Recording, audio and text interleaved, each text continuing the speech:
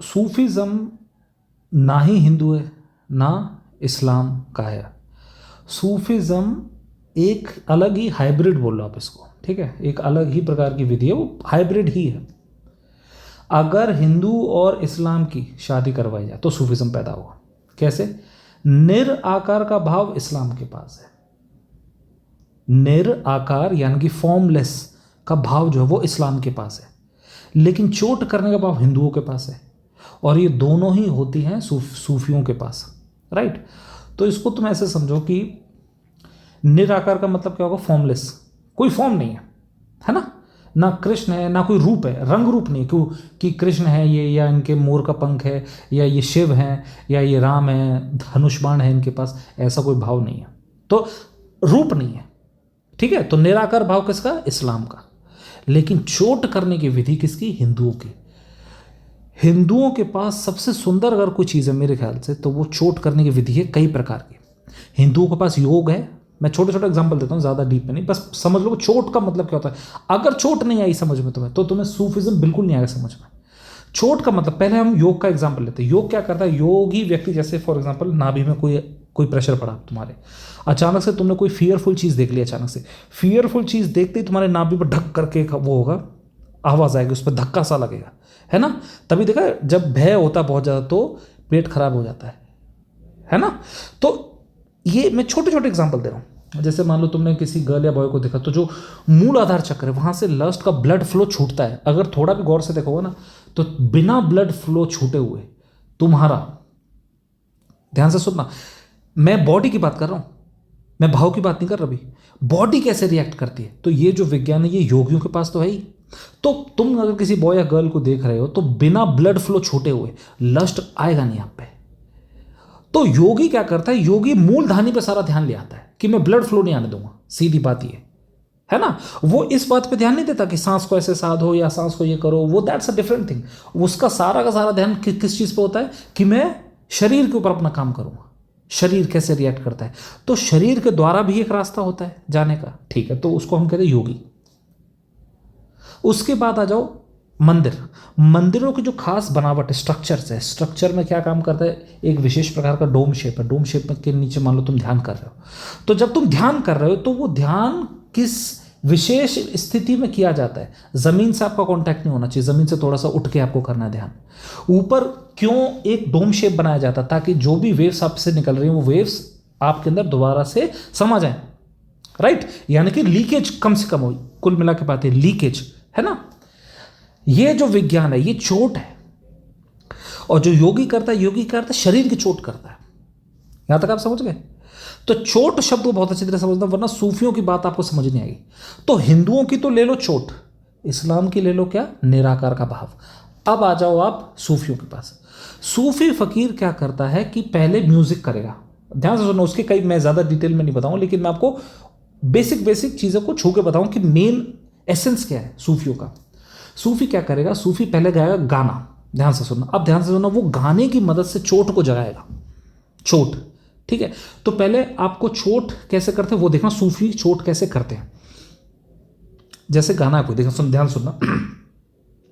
खुदा के लिए छोड़ दो अब ये पर्दा, दा की चोट, ध्यान से सुनना, ऊपर एक तो ऊपर ऊपर को ही चोट, ना छोड़ दो अब ये पर्दा, कह आज हम तुम नहीं घर कोई। एक चढ़ती हुई वेव का चोट, एक उतरती हुई वेव की चोट, दोनों की चोट होती है। अब तुम कहोगे कि सर क्या यहाँ पर सिर्फ सिर्फ चोट है इंपॉर्टेंट? नहीं, शब्द भी इंपॉर्टेंट है। शब्द की जो चॉइस है वो इसलिए भी इंपॉर्टेंट है कि कोई भी चीज आपको मन में ना खींच ले, ठीक है। तो ध्यान से सुनना, तो जब तुम्हें लगी भूल जानी पड़ेगी, तो अब ध्यान सुनना, आप माँ के रिश्ते में चोट नहीं कर सकते, पहले तो ये समझ लो। तो कई अगर आप सोच रहे हो कि क्या मैं ये ड्रिल काली माँ के सामने कर सकता हूँ, नहीं कर नहीं पाओगे। आपको चोट शब्द का इस्तेमाल समझना पड़ेगा। चोट आप तो ही कर सकते हो जब बराबरी का रिश्ता हो। महबूब के ऊपर चोट कर सकते हो प्रेम की, माँ के ऊपर प्रेम की चोट तो नहीं होती। माँ के ऊपर तो भक्ति की चोट होती है, भक्ति भाव होता है ना, तो आप हमेशा नीचे ही होगे। यानी कि जो कशिश है, वो जो खुमारी है, वो नहीं उतार सकते आप माँ के ऊपर। इसीलिए मैं हिंदुओं को एक स्टेप नीचे ही मानता हूँ सूफियों से। चोट करने में जैसी सूफी महारत हासिल है उन लोगों के पास, क्योंकि एक तो निराकार का भाव है, यानी कि वो हवा में फेंक रहे हैं उसको। मैं आपको प्रोसेस बताऊंगा कैसे कर रहे हैं, लेकिन आप समझना एसेंस क्या है कि वो हवा में फेंक रहे हैं, निराकार, कोई भाव नहीं कि वो कृष्ण को पूज रहे हैं या राम को पूज रहे हैं, कोई रूप नहीं दे रहे। ठीक, अब ये जो चोट का प्रोसेस है ये कैसे जाता है ये भी समझ लो। आप जब कोई गाना चलता है, चुनरू में पीकाना टा टा तम तम तम दन तम तम, अब जैसे जैसे चलेगा वो सूफी फकीर क्या कर रहा है, या तो नाच के द्वारा करेगा, नाच करते करते और जो निगाहें हैं यानी कि जो अपना ध्यान है वो लॉक कर लेगा म्यूजिक पे, राइट, कि ये है कुछ ऐसे करम दोस्तों ने, धीमे धीमे घूमता जाएगा और लय के साथ, तबला होता है ना, तबला इंपॉर्टेंट है, वहाँ पे लय टूटनी नहीं चाहिए। तो वो जो म्यूजिक होता है सूफियों का वो बहुत इंपॉर्टेंट इंस्ट्रूमेंट है। क्यों? क्योंकि निराकार में कूदने के लिए कोई स्पेस रॉकेट तो चाहिए ना आपको, वही रॉकेट ही म्यूजिक है। वो वहाँ तक छोड़ता जाएगा, अपने आप को छोड़ता जाएगा, झूमता जाएगा। एक वक्त ऐसा आएगा जहाँ पे वो पूरा अपने आप को खो देगा, उसके बाद म्यूजिक की ज़रूरत नहीं है। अब ये इतना आसान भी नहीं जितना ये लग रहा है सुनने में, क्योंकि जैसे ही तुम म्यूजिक से उठाओगे तो पहली तो कंडीशन ये होनी चाहिए कि महबूब की चोट होनी चाहिए। इसीलिए सूफी फकीर परमात्मा को महबूब की तरह चोट करते हैं। तू ना लिए छोड़ दो अब ये पर्दा, और हाँ ध्यान रखना खिंचाव नहीं होगा शरीर में, आज हम तुम नहीं घर को दिन नदी दिन, ये लय चलती रहेगी। तो देखना, ध्यान से सुनना, एक आग्रह भी होगा और एक चोट भी होगा। तुम कोई साधारण शब्द इस्तेमाल नहीं कर सकते, क्योंकि साधारण शब्द तो तुम्हें ले आएगा नीचे खींच के, पार्टी ऑल नाइट, ये नहीं कर सकते, तुम्हें ये शब्द उठाएगा ही नहीं। तुम किसी भी ज़माने में हो जाओ, चाहे तुम नए से नए ज़माने में हो जाओ, चाहे पुराने से पुराने ज़माने में हो जाओ, लेकिन जो आग्रह होता है, ध्यान से सुनना, आग्रह और चोट, खशिश हो, महबूब की खशिश हो, लेकिन एट द सेम टाइम आग्रह, यानी कि आप एक ही में महबूब को देख रहे हो, एक ही में परमात्मा को देख रहे हो। तो सुन मैं तेरी शायरी, ये ठीक है। क्यों? क्योंकि ये चल सकता है, क्योंकि इसमें लय बनती जाती है। तू शायर है मैं तेरी शायरी, यानी कि आप क्या कर रहे हो, आप महबूब मान के ही मान रहे हो, आप ईश्वर नहीं बोलोगे उसको, महबूब ही मानोगे, लेकिन आग्रह का भी तो दायरा रखोगे। अब ध्यान से सुनना, अब यहां पे क्या ट्विस्ट है। अब जैसे मान लो आप घूम रहे हो, अचानक से कोई आ जाए यहां से, राहुल, आपका नाम मान लो राहुल है, बोलो राहुल भाई नीचे आ, तो अचानक से तुम्हारा ध्यान इधर को आ जाएगा, बस खत्म, क्लैश। वो जो स्पेस है, जो रॉकेट जो उड़ रहा था वो ब्लास्ट, अब आपको नया रॉकेट उड़ाना पड़ेगा, क्योंकि अब मन में आ गया, यही तो मन होता है एकदम से। मतलब आपको खुमारी में आपने नागिन देखी, नाग जब एकदम नाग झूमता धीरे खोएगा, तो धीरे धीरे सूफी फकीर डांस करेंगे, प्रीत की लत मोहे ऐसी मेरा रंग रंगीन दीवानी, तो आज मेरे पिया घर आप, राइट, और फिर इन सांसों की माला पे दिंग तंग तंग लय पे चलते का नाम, ऐसे। अब यहाँ एक सवाल आता है कि सर पहले तो आप ये बताओ कि मीरा और कृष्ण, जैसे मान लो मीरा और कृष्ण, तो मीरा और कृष्ण में क्या अंतर है? हिंदुओं के हिसाब से उनको लगता है कि कृष्ण ईश्वर है, मीरा भक्त है, लेकिन ये बात पूरी कंप्लीट नहीं है। ध्यान रखना, राजा के घर में राजा की ही एंट्री होती है। तुम परमात्मा से मिलन की बात भी कर रहे हो तो एक इंसान के रूप में नहीं जा सकते, तुम्हें you have to be a king. तो इसीलिए मीरा जब उठती है ना ऊपर को, तो इसीलिए मीरा की तुम पोएम्स को रीड करना, मीरा की पोएम में तुम्हें ऐसा लगेगा कि ये भैया ये महबूब से कही गई बातें हैं कि भगवान से कही गई बातें, मालूम ही नहीं चल रहा। यही चोट है सूफियों की। तो मीरा जो है, मीरा जब अपने आप को जब एक बार ताल पे ताल देने लगेगी और नाचेगी, तो देखा जाए तो वो सूफियों वाली ही चीज़ कर रही है। लेकिन यहाँ पे एक और ट्विस्ट आता है, जैसे ही मीरा अपने आप को छोड़ती जाएगी, प्रेम क्यों मैं जानू हो गई मैं बदनाम, ऊपर छोड़ती जाएगी, तब तुम्हें पता लगेगा कि कृष्ण और मीरा एक ही हैसियत के हो सकते हैं, सेम हैसियत के व्यक्ति ही मिल सकते हैं, गैर हैसियत के व्यक्ति मिल नहीं सकते। लोग कहते जरूर कि ये कृष्ण है ये मीरा है, रॉन्ग। अगर तुम दो में देख रहे हो तो अभी नहीं तुम समझ पा रहे। मीरा छोटी हैसियत की नहीं हो सकती, मीरा होगी तो उसी की हैसियत होगी कृष्ण की, वरना वो नहीं पा सकती कृष्ण को। राइट। तो ये जो चोट है, ये चोट सूफियों के पास होती है, इसीलिए सूफियों से ज़्यादातर प्रॉब्लम इस्लाम को मानने वाली भी होती है। मस्जिद वगैरह हैं जो मंदिर मस्जिदों की यही प्रॉब्लम होती है ना, जहाँ पे भी इनके स्ट्रक्चर टूटे, मन के स्ट्रक्चर टूटते हैं। अब निराकार भाव में भैया तुम ना तो हमारे कृष्ण को पूज रहे हो, ना तुम हमारे मोहम्मद को पूज रहे हो, ये कैसी बात कर रहे हो? लेकिन क्या करें, है ना, लेकिन क्या करें? मोहब्बत है तो फिर आपको बीच में क्यों आना है? किसी के बीच में मोहब्बत है तो डायरेक्ट करो ना फिर उससे। तो डायरेक्ट ही जो, इसीलिए मैं कहता हूँ कि सूफियों जैसी मोहब्बत किसी ने नहीं की होगी। कव्वाली जो निकली है वो उसी प्रांत से निकल सकती है, क्योंकि कव्वाल के शब्द जरा आप देखना, रूठ कर हम उन्हें भूल जाने लगे, वो हमें और भी याद आने। चोट नहीं है, चोट नहीं, हार्ड वर्ड नहीं इस्तेमाल कर सकते, वरना फिर मन में आ जाओगे आप हल्का शब्द इस्तेमाल करके देखो जरा, हल्का शब्द आपको मन में ले आएगा एकदम से। आपने अगर हल्का गाना गा दिया ना कोई भी जिसमें आग्रह नहीं है प्रेमी के लिए, तो वो आपको एकदम से ले आएगा, माइंड में ले आएगा। आप ये नहीं कर सकते पार्टी ऑल नाइट, नहीं, ऐसा नहीं कर सकते। राइट, यार तेरा खर लेगा हैंडल, नो, ये लैंग्वेज इस्तेमाल आप खुद ही माइंड में आ जाओगे। इसीलिए चाहे कोई भी ज़माना हो, कोई भी ज़माना हो, भाषा का जो आग्रह होता है इसको आप भूलना मत। आप इसको ओल्ड स्कूल लव कह लो या न्यू स्कूल लव कह लो, जो आपको कहना वो कह लो, otherwise this is actually constant. प्रेम आग्रह में ही होता है। इसीलिए तो शेर और शायरी जब आपने सुनी होगी तो आप देखना हो कितनी उसमें महफिल लगती है। तो क्यों लगती है? इसीलिए लगती है। शायर की जो खासियत होती है ना, खासियत पता है क्या होती है? खासियत होती है कैसे शब्दों का इस्तेमाल कर रहा है और कैसी लय का इस्तेमाल कर रहा है। क्योंकि अगर वो शब्द साधारण लिखे गए हैं पेन से तो वो आपको ऊपर नहीं उठा पाएंगे। और ध्यान रखना, जो भी चीज़ आपको ट्रांसेंडेंस का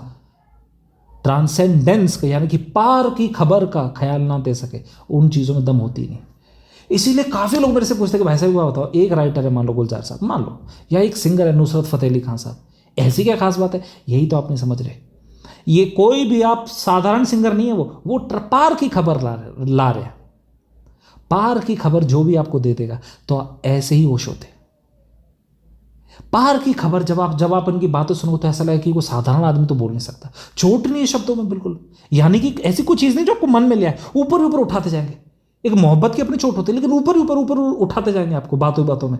यही मैं आपको समझा रहा हूँ, यही अंतर होता है। इसलिए मैंने एक रील भी डाली थी कि राइटर राइट्स, यानी लेखक जो होता है वो तो लिखता है, लेकिन मिस्टिक फ्लोस, रहस्यवादी जो होता है वो फ्लो करता है, वो बहता है। तो लोग अक्सर मेरे से यही बोलते हैं, लोगों को लगता है कि जब वो मेरे से ना लिख के भेजते हैं कुछ कोट्स वगैरह, तो वो बोलते हैं सर आप अप्रूव कर दो इसको।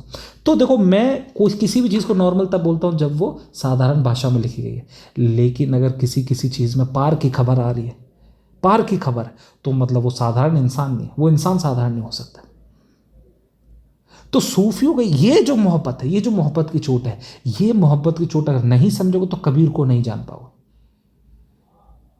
स्ट्रक्चर वाले लोग कभी कबीर को नहीं समझ सकते। और इसीलिए मैं आपसे कहता हूं, आप राम के ऊपर संप्रदाय को खड़ा कर सकते हो, कृष्ण के ऊपर करके दिखाओ, कृष्ण के ऊपर दिखाओ आप करके संप्रदाय खड़ा। क्योंकि आप कौन सा छोर पकड़ोगे कौन सा छोर छोड़ोगे आपको मालूम ही नहीं चलेगा। मैं मोहब्बत वाला कैरेक्टर कृष्ण का पकड़ूं या वॉरियर वाला कैरेक्टर पकड़ूं या मैं रणछोड़ दास वाला कैरेक्टर पकड़ूं, भैया मैं किसको समझाऊंगा कि ये है कृष्ण? लेकिन यही तो हॉलिस्टिक अप्रोच है, यही तो है बात। इसीलिए हिंदुओं की ये लाइन बहुत अच्छी है कि उन्होंने कृष्ण को कहा है परमात्मा का सबसे उच्चतम रूप, अगर कहा है तो कृष्ण को कहा है, और वो है भी, कहने लायक है भी। क्यों? क्योंकि आपको सारे रंग रूप दिखेंगे, सारे रंग रूप दिखेंगे। और यहीं से अब जो मैं आपको बताने वाला हूं वो उसका सीधा संबंध सूफियों से। मतलब आप जैसे मान लो कोई लवर है दो, जब दो प्रेमियों को फिजिकल रिलेशन करना हो उसको साइड हटाओ, लेकिन हमेशा आधा घंटा ऊपर निकालो समय, छत पे जाके एक धीमा सा म्यूजिक लगाओ जो आप दोनों को उठाने में मदद करे, एक जैसी लय होती है उसमें, ठीक है। उसके बाद क्या करो, हाथों में हाथ लो, धीमे धीमे डांस करो और कोशिश करो कि आप अपने आप को छोड़ते जाओ, अपने आप को छोड़ते जाओ, धीमे धीमे छोड़ते जाओ। डांस चल रहा है, बिल्कुल धीमे धीमे म्यूजिक चल रहा है। अब यहाँ पे ट्विस्ट है, अगर आपने अपने वाइफ या हस्बैंड की आंखों में देख लिया तो आपका मन शरीर में उतार लाएगा आपको। इसीलिए आप कोई भी लस्ट बिना आंखों में देखे कर नहीं सकते, क्योंकि पहले आपको शरीर में जाना पड़ेगा, शरीर को देखना पड़ेगा ना कि ये शरीर है, ये रंग है, ये हाथ लोगे, हाथों में, यानी कि ये प्रोसेस नहीं करना है। ये लस्ट का प्रोसेस अलग है, मैं तो ऊपर खोने की बात कर रहा हूं आपको।